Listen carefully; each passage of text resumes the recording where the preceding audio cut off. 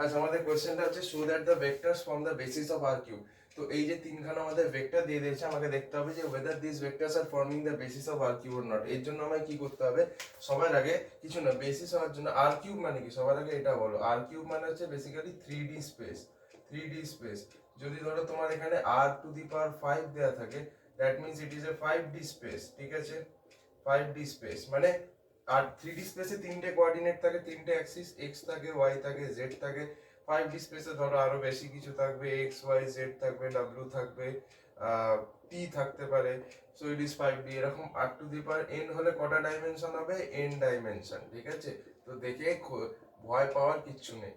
ওকে, আচ্ছা এনিওয়েজ, তো এটা আমাদের দেখাবার কোনো ইয়েও ছিল না, জাস্ট আমি বলে দিলাম আর কিউব মানেটা কি। এবার দেখো এটা বেসিস হচ্ছে কি না, how will I say, whether it is a basis or not.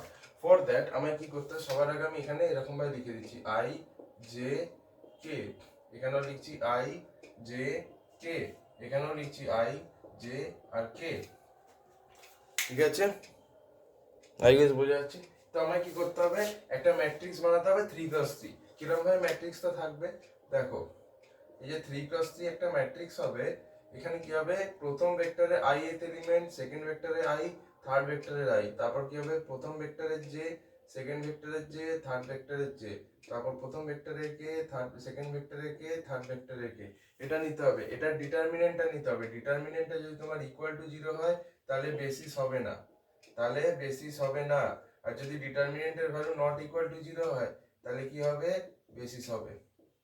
একদম সিম্পল জিনিস, করো দেখি।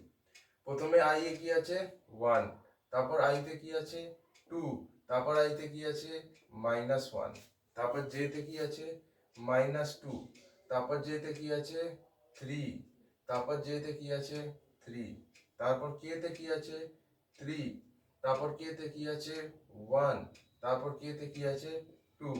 এই যে আমাদের ম্যাট্রিক্সটা, এটারই ডিটারমিনেন্ট নিতে হবে। তাহলে চলো নি, প্রথমে আমি 1টাকে নিলাম, তো 1টাকে যে নিলাম, এই রোটা কেটে গেল, এই রোটা কেটে গেল, তাহলে এইটুকুর মধ্যে করতে হবে। তাহলে 3 × 2 - 3 × 1। ঠিক আছে, 3 × 2 - 3 × 1 হয়ে গেল। তারপর কি আছে, নেক্সট 2 আছে।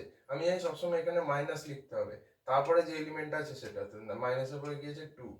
সো যে এটা নিলাম, তাহলে এইটা যেহেতু নিয়েছি, এই রোটা কেটে গেছে, এই রোটা কেটে গেছে, তাহলে এই দুটো আর এই দুটো পড়ে আছে, তাহলে -2 × 2 - 3 × 3। তাহলে কি হবে দেখো, -2 × 2 - 3 × 3। ওকে, এরপর কি আছে -1 নিলাম, এটা যেহেতু নিলাম, তাহলে এই রোটা কেটে গেল, এই রোটা কেটে গেল, তাহলে এইটুকুটা পড়ে আছে। তাহলে কি হবে -2 × 1 আর 3 × 3 লিখছি, -2 × 1 - 3 × 3। তাহলে এটা কি হচ্ছে গাইস বলো, 3 2 যা 6, 6 - 3 is nothing but 3, -2 × -2 × 2 হচ্ছে -4, আর -3 × 3 হচ্ছে -9। -9 - 4 মানে হচ্ছে -13। তারপর এখানে আছে -1, এখানে -2 আর -9, তার মানে -11। সো ইট ইজ হোয়াট, 3 + 26 মানে 13 2 যা 26, আর এটা হচ্ছে +11। So this is 37, 37 + 3 it is 40। So 40 is not equal to 0। তো যদি নট ইকুয়াল টু 0 হয় তার মানে কি, ইট ফর্মস আ বেসিস। আর এটা অবভিয়াসলি বেসিস হচ্ছে, তো আমি এটা তোমাদেরকে প্রুভ করে দেখিয়ে দিলাম।